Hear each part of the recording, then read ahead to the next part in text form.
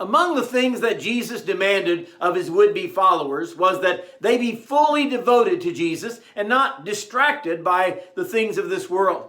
Good morning. This is Pastor Ernie Lewis of the Blue Point Church in Sisney, Illinois, with your thoughts for Tuesday. In Luke chapter 9, there are some would-be followers that they came to Jesus, but they had other things on their mind. Each of them gave an excuse as to why they couldn't follow him right away. They had things that they had to tend to. Luke 9:59 says, "Then he said to another, 'Follow me.' But he said, 'Lord, let me first go and bury my father.' Jesus said to him, 'Let the dead bury their own dead, but you go and preach the kingdom of God.'" You know, this man seems to be distracted by his family.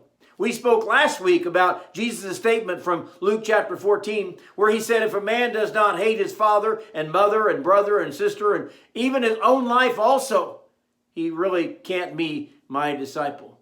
But Jesus goes on in this instance with the statement, let the dead bury their own dead. You know, we often don't understand the state of believers around us. Paul describes them as dead in their trespasses and sins. As a matter of fact, Paul was actually talking to the church at Ephesus, and he said, you were once like that too. You walk according to the course of this world. You fulfilled the desires of the flesh and the mind until Jesus quickened you and gave you new life. So Jesus is telling this would-be disciple that there are those in your family or in your community that are still dead in their sins. Let them take care of these menial tasks of life. I mean, they have no real purpose anyway. But he said, you have a purpose and a calling to follow Christ. So you need to go and preach the kingdom of God. There are many today who are dead in their trespasses and sins around us. And daily they're wandering.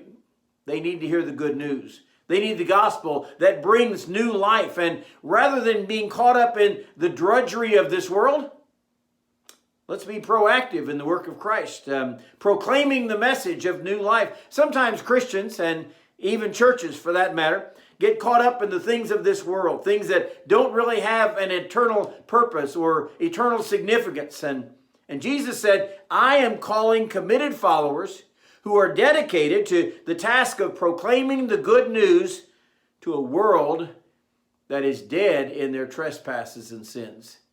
If you want to follow Christ, you have to cut out some meaningless fluff out of your schedule, out of your plans, and be devoted to His will for your life. Then you can follow Christ.